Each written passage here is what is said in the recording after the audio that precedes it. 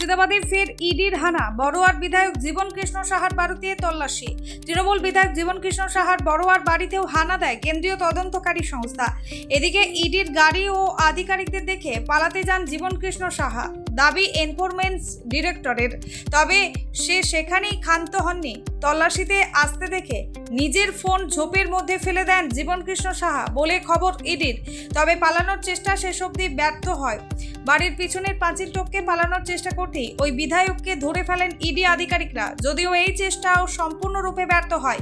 বাড়ির আশপাশ তল্লাশি করে ঝোপের মধ্যে থেকে মিলেছে বিধায়কের দুটি ফোন। উল্লেখ্য, এর আগেও বাড়িতে সিবিআই তল্লাশির সময় নিজের দুটি ফোন পুকুরে ছুঁড়ে ফেলার অভিযোগ ওঠে বিধায়কের বিরুদ্ধে।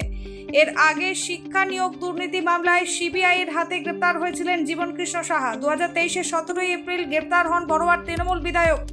এই মামলায় গত বছরের মে মাসে সুপ্রিম কোর্ট থেকে জামিন পান জীবন কৃষ্ণ সাহা। সোমবার সকালেই চাঞ্চল্য মুর্শিদাবাদে।